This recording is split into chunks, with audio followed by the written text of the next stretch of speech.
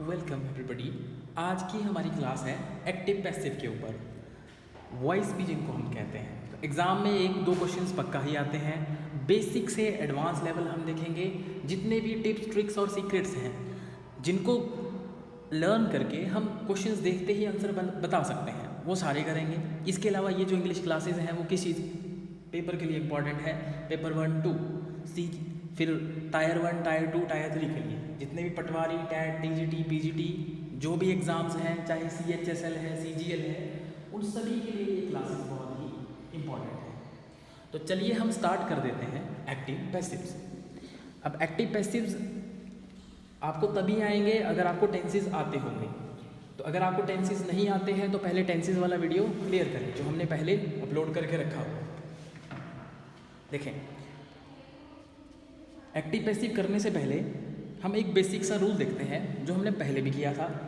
जब भी हम किसी भी सेंटेंस को एक्टिव फॉर्म में लिखते हैं तो एक ही रूल हर जगह लगाया जाता है, subject plus verb plus object. ये हमारे पास एक्टिव का रूल होता है। जब उसका हम पैसिव फॉर्म लिखते हैं, पैसिव, तो जो ऑब्जेक्ट है वो सबसे पहले लिखना पड़ता है। हमेशा पैसिव में ऑब्जेक्ट पहले लिखना पड़ता है, उसके बाद वर्ब की थर्ड फॉर्म हमेशा आती है और सब्जेक्ट सबसे लास्ट में चला जाता है, लेकिन बीच में लगा देते हैं हम बाय। ठीक है, एक्टिव केस में होगा सब्जेक्ट वर्ब ऑब्जेक्ट, लेकिन उसका अब जब हम पैसिव बनाएंगे, पैसिव में क्या करेंगे, जो एक्टिव का ऑब्जेक्ट था वो सबसे पहले लिखा जाएगा, फिर रूल के अकॉर्डिंग यहाँ पर कुछ और वर्ड्स आ जाएंगे, वो करेंगे अभी। हर पैसिव में वर्ब की थर्ड फॉर्म आती है, यहाँ पर मैक्सिमम केस में बाय आता है और लास्ट में हमारे पास आ जाएगा सब्जेक्ट। जैसे एक एग्जाम्पल देखते हैं हम। एक्टिव फॉर्म में एक सेंटेंस लिख देते हैं कि राम कुक्स फूड। ठीक है, राम क्या है, हमारे पास सब्जेक्ट है, एक्टिव फॉर्म में लिखा हुआ है, कुक्स वर्ब है और फूड हमारे पास है ऑब्जेक्ट अकॉर्डिंग टू रूल। जब भी हम इसका पैसिव बनाएंगे तो पैसिव में क्या करना पड़ेगा, सबसे पहले लिखेंगे ऑब्जेक्ट। तो फूड ऑब्जेक्ट है, हमने यहाँ लिख दिया फूड। अब फूड एक है तो सिंगुलर होता है, इसलिए इसके साथ हम इज लगा देंगे। वर्ब है हमारे पास कुक्स, तो कुक्स की थर्ड फॉर्म आ जाएगी कुक्ड। फूड इज कुक्ड, यहाँ पर बाय आ जाएगा अकॉर्डिंग टू रूल और राम चला जाएगा हमारे पास लास्ट में राम। तो ये बेसिक रूल हुआ एक्टिव से पैसिव बनाने का। सब्जेक्ट वर्ब ऑब्जेक्ट, वर्ब की थर्ड फॉर्म हमेशा हर पैसिव में आएगी। ठीक है, अब हम टेंसेस के अकॉर्डिंग इनको करेंगे। देखिए, आपको टेंसेस क्लियर होने चाहिए। अगर आपको टेंसेस क्लियर नहीं है तो पुराने वाले वीडियोस देखें, तभी ये टॉपिक समझ आएगा, अदरवाइज नहीं आएगा। देखो, समझ तो आ जाएगा लेकिन आप फिर क्वेश्चंस अच्छे से नहीं कर पाएंगे। चलिए, सबसे पहला टेंस कौन सा है, प्रेजेंट इंडेफिनिट टेंस। उसकी पहचान आपको याद होगी सारी। तो प्रेजेंट इंडेफिनिट का प्रेजेंट इंडेफिनिट टेंस के पैसिव का रूल हम यहाँ पर सबसे पहले करते हैं। पैसिव रूल, प्रेजेंट इंडेफिनिट के पैसिव का रूल। तो पॉजिटिव केस में क्या रूल होगा, सबसे पहले हम लिखेंगे ऑब्जेक्ट, फिर is, am, are plus verbs third form हर पैसिव में, देन बाय। मैक्सिमम केसेस में बाय ही आता है, जहां नहीं आएगा वो मैं लिखवा दूंगा, और लास्ट में हमारे पास आ जाएगा सब्जेक्ट। जैसे अब हम एक सेंटेंस यहां पर लिखते हैं प्रेजेंट इंडेफिनिट में कि राम टीचेस अस इंग्लिश। यहां से हमें टीचेस से पता चला कि यह टेंस कौन सा है, प्रेजेंट इंडेफिनिट टेंस है, पॉजिटिव केस है।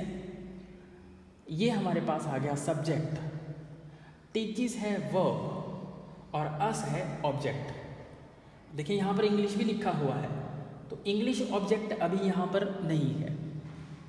ठीक है, प्रेजेंट इंडेफिनिट टेंस में हम क्या करेंगे, जितने भी एक्टिव से पैसिव बनते हैं सभी टेंसेज में सबसे पहले हमें ढूंढना होगा सब्जेक्ट, उसके बाद ढूंढना होगा वर्ब, उसके बाद ढूंढना होगा ऑब्जेक्ट। तो जो ऑब्जेक्ट है वही सबसे पहले आएगा, इंग्लिश को पहले नहीं लिखेंगे। कई बार हम ये गलती करते हैं कि जो भी सेंटेंस लास्ट में, जो भी वर्ड लास्ट में दिया होगा उसको हम शुरू में लिख देते हैं। जैसे मान लो यहाँ पर फिर से लिख देते हैं, Ram teaches us English every day,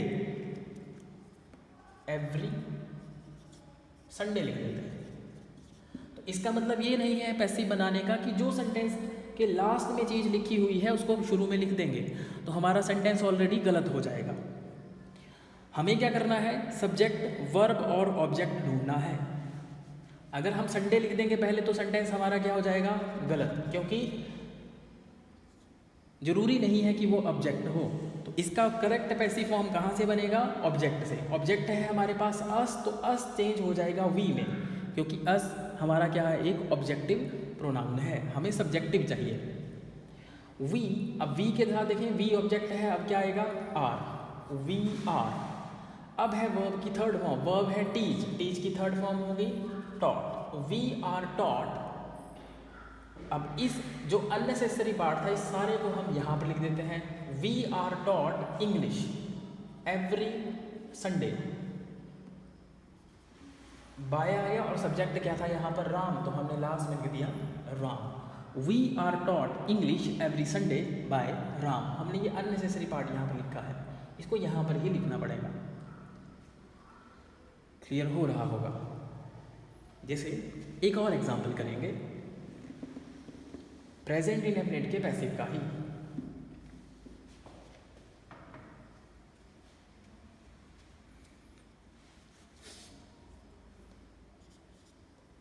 He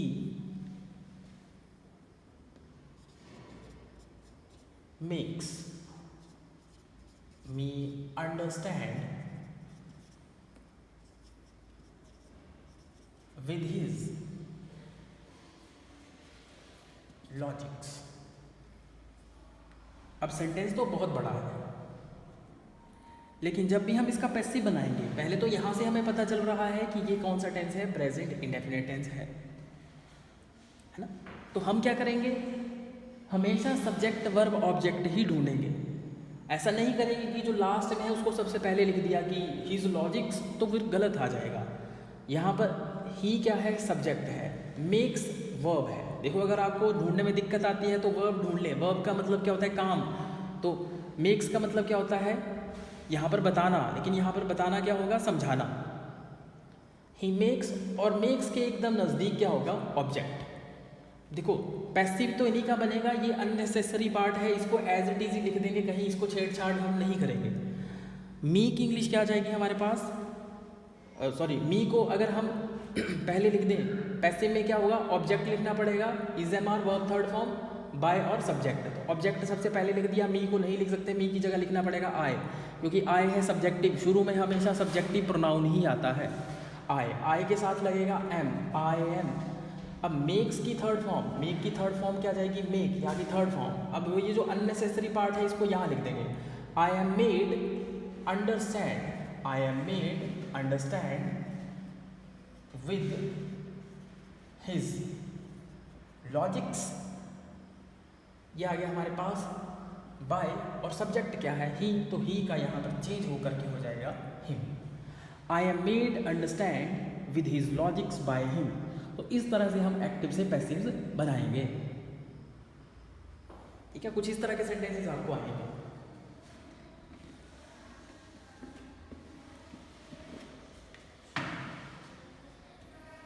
जैसे she eats Apple.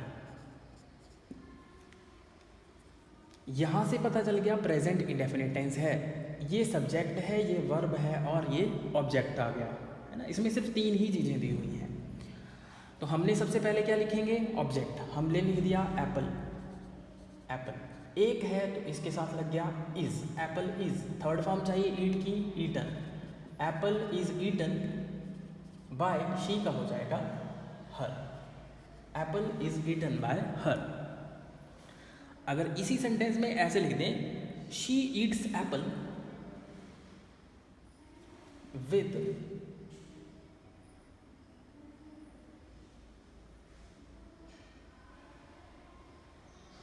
She eats Apple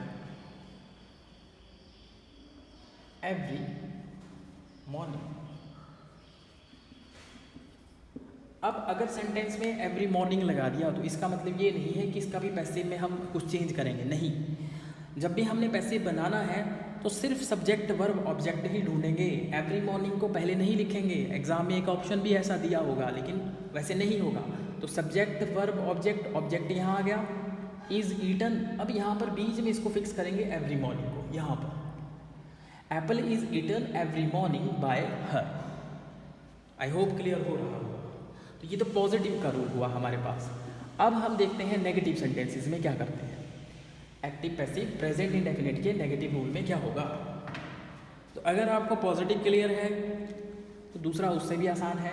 negative sentences में हम क्या करते हैं, ऑब्जेक्ट लिखेंगे, उसके बाद इज, एम, आर, इसके साथ लगाएंगे not, plus verbs third form, maximum cases में बाय, प्लस लास्ट में आ जाएगा हमारे पास सब्जेक्ट।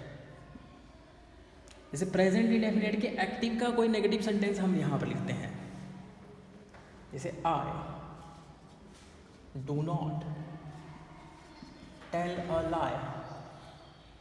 कहाँ से पता चला प्रेजेंट है, डू नॉट से। I do not tell a lie, ये सब्जेक्ट, ये वर्ब और ये object, I do not tell a lie. तो इसका पैसिव में क्या कर देंगे हम, ऑब्जेक्ट पहले लिख देंगे, अ लाई, ऑब्जेक्ट आ गया। अब इज एम आर के साथ नॉट लगेगा, कैसे, क्योंकि यहाँ पर डू नॉट है ना। नेगेटिव सेंटेंसेस में ये ऐसे करना पड़ेगा। तो एक होता है a lie is not, verb third form, tell verb है, टोल्ड, बाय आ गया, सब्जेक्ट क्या है, आई, आई किस में चेंज हो जाता है, मी में। A lie is not told by me. उसी तरह से जैसे मान लो यहाँ पर है, he does not speak the truth. तो यहां से पता चल रहा है कि प्रेजेंट इंडेफिनिट है। प्रेजेंट इंडेफिनिट के नेगेटिव में डज नॉट और डू नॉट आते हैं। ये क्या हुआ, सब्जेक्ट, स्पीक है वर्ब, द ट्रूथ है object. He does not speak the truth, तो सबसे पहले ऑब्जेक्ट लिख दिया हमने द ट्रूथ। अब द ट्रूथ सिंगुलर होता है तो इसके साथ क्या जाएगा, is not, the truth is not, speak third form, spoken, spoken, और यहां पर आ जाएगा बाय, ये बाय आ गया और ही चेंज हो जाएगा हिम में। ही does not speak the truth. Negative case भी क्लियर हो गया है। जैसे एक सेंटेंस आप बनाएंगे और उसको कमेंट बॉक्स में टाइप कर दें कि my father does not make food for me. अब इसका हिंट दे देता हूँ। अब सेंटेंस तो बहुत लंबा है, इसका मतलब ये नहीं कि यहाँ से स्टार्ट कर देंगे हम, नहीं। हमने क्या करना है, सब्जेक्ट ढूंढना है। ये हमारे पास क्या है, सारी की सारी वर्ब है। मेक क्या है, वर्ब, ये सब्जेक्ट आ गया। जब भी वर्ब से पहले सारा सब्जेक्ट ही होगा और उसके नज़दीक एकदम क्या होगा, ऑब्जेक्ट, और ये अननेसेसरी पार्ट आ गया। इसको एज इट इज लिखना है कहीं ना कहीं पर। तो आप बनाएंगे इसकी इंग्लिश, इसका पैसिव बनाएंगे और कमेंट बॉक्स में टाइप करेंगे, ठीक है। अब हम देखते हैं इंटेरोगेटिव केस। इंटेरोगेटिव केस में क्या होता है, इंटेरोगेटिव केस के पैसिव का रूल, पैसिव्स कर रहे हैं, प्रेजेंट इंडेफिनिट के पैसिव का रूल क्या होगा इंटेरोगेटिव केस में। सबसे पहले हमें लिखना पड़ेगा is, am and are, then object, object के अकॉर्डिंग इज एम आर आ जाएगा, verb third form always, then by, and last में क्या आ जाएगा, सब्जेक्ट, और लास्ट में साइन ऑफ इंटेरोगेशन। जैसे एक्टिव का कोई सेंटेंस लिखते हैं हम, do you tell a lie. अब हमें कहाँ से पता चला ये प्रेजेंट है, यहाँ से पता चल रहा है। और कहीं डू सिर्फ प्रेजेंट इंडेफिनिट में ही आता है और डज भी प्रेजेंट में ही। तो do you tell a lie, ये सब्जेक्ट, ये वर्ब, ऑब्जेक्ट। ऑब्जेक्ट पहले आएगा लेकिन उससे पहले क्या लगाना पड़ेगा, is am are, question form है। तो अ लाई एक होता है, यहाँ पर आ गया is a lie, is a lie, tell third form, told, by, और यू चेंज नहीं होता है, यू का यू ही रहता है। Is a lie told by you, is a lie told by you. अब एक और देखते हैं, डज शी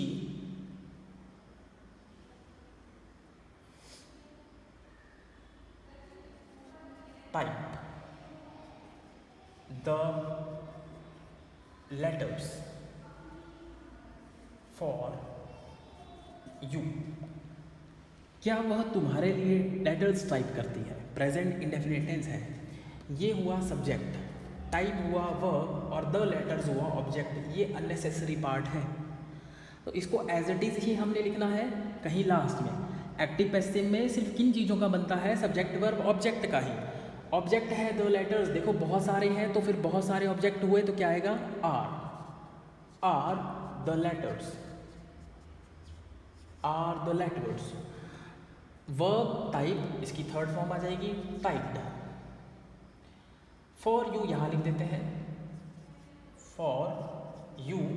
अब आ जाएगा बाय, और सब्जेक्ट क्या है यहाँ पर? शी चेंज हो जाता है हर, शी चेंज हो जाता है her. Are the letters typed for you by her. ठीक है, ये क्लियर हो गया। अब देखिए यहाँ पर सबसे ज़्यादा इंपॉर्टेंट पार्ट आता है, जो क्वेश्चन फॉर्म वाले सेंटेंसेस होते हैं उन्हीं में ही कहीं व्हाट और हु वगैरह सेंटेंस हम यूज़ कर देते हैं, तो उनका पैसिव कैसे बनता है, वहीं से ज़्यादा क्वेश्चन बनते हैं। जैसे एक सेंटेंस देखें, जैसे हमने यहाँ लिखा डू यू मेक फूड, और इससे पहले हमने लगा दिया how, WH when, with, home. ठीक है, ये यहाँ पर व्हाट भी लिख सकते हैं हम, व्हाट। अगर हमारे पास क्वेश्चन फॉर्म सेंटेंस में दिया है और शुरू में कौन कौन से वर्ड्स आ गए हैं ये, तो रूल तो वही रहेगा, बस उस रूल से पहले पैसिव का रूल यही रहेगा सेम, बस इन्हीं को हम ऐड कर देंगे। जैसे पैसिव, इसका क्या बनेगा? ये फिर से वही होगा ना, सब्जेक्ट वर्ब ऑब्जेक्ट। फूड यहाँ पर आएगा लेकिन क्या लिखना पड़ेगा? इज़। लेकिन उससे पहले अगर हाउ लगाया है तो हम हाउ लिख देंगे, हाउ लिख देंगे। वैन लगाया है तो वैन लिख देंगे। How is food made by you, rule वही है। फूड से पहले क्या आ गया? Question form. अगर हाउ पहले है तो हाउ लिख देंगे, वैन पहले है तो वैन लिख देंगे, व्हाट पहले है तो व्हाट लिख देंगे। How is food made by you, ऐसे नहीं होगा how food is made by you. Question form में हमेशा इससे पहले, वैसे तो यहाँ पर ये क्या बन गया है? सब्जेक्ट, उससे पहले हमेशा इज एम आर का यूज़ किया जाता है। क्लियर हो गया होगा? आगे देखो, अब सबसे ज़्यादा इंपॉर्टेंट पार्ट है एक्टिव पैसिव केस में प्रेजेंट इंडेफिनिट टेंस का, जहाँ से क्वेश्चंस बनते हैं एग्जाम में, और वो क्वेश्चन होता है हु वाला। जैसे यहाँ पर हमने लिखा हु टीचेस यू, तुम्हें कौन पढ़ाता है। हमें यहाँ से पता चल रहा है ये प्रेजेंट इंडेफिनिट टेंस है। अब क्वेश्चन फॉर्म भी है ये, लेकिन इज एम आर नहीं आया, और यहाँ पर क्या लगा दिया है? हु लगा दिया है। तो जब भी ऐसा कोई सेंटेंस हो तो हु का हम यहीं पर चेंज करेंगे बाय हूम। बाकियों का चेंज नहीं होता है, सिर्फ हु वाला जो क्वेश्चन होगा हमारे पास एक्टिव केस, उसका बाय होम कर देंगे पैसिव में। और देखिए टीचीज क्या है? वर्ब है, और यू हमारे पास क्या है? ऑब्जेक्ट है। टीचीज है ना पढ़ाना, पढ़ाना क्या होता है? काम। और काम क्या है हमारे पास? काम को हम क्या कहते हैं?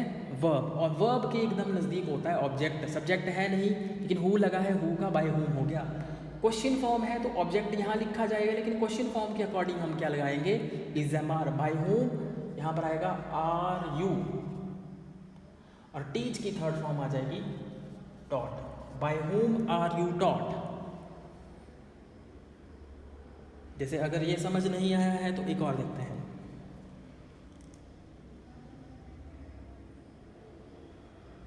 जैसे यहाँ पर लिखते हैं हु टेल्स या who speaks the truth, who speaks the truth. ठीक है, ये सेंटेंस है हमारे पास, हु स्पीक्स द ट्रुथ। तो यहाँ पर देखें, स्पीक्स क्या है, वर्ब है, और द ट्रुथ क्या है हमारे पास, ऑब्जेक्ट। हु आ गया है, हु किस में, हु को क्या कर देंगे हम, यहाँ पर लिख देंगे बाय होम। अब जब भी बाय होम आई, याद रखना है, डायरेक्ट आपने कोई वर्ड ऐसा नहीं लिखना जो नाउन हो या प्रोनाउन हो। आपने क्या लिखना है, इज, एम, आर या वॉज पर जो भी आना है अकॉर्डिंग टू रूल। तो इस रूल में क्या है, द ट्रुथ ऑब्जेक्ट है, द ट्रुथ के से पहले आ जाएगा is the truth, by whom is the truth, और स्पीक की थर्ड फॉर्म हमारे पास हो गई spoken. Clear, by whom is the truth spoken. ऐसे नहीं करेंगे by whom the truth is spoken, नहीं, क्वेश्चन फॉर्म है तो द ट्रुथ से पहले इज, एम, आर, यू से पहले आर, ये लगाना पड़ेगा। ठीक है, अब इसी क्वेश्चन को फिर से देखते हैं, वो भी इंपॉर्टेंट है।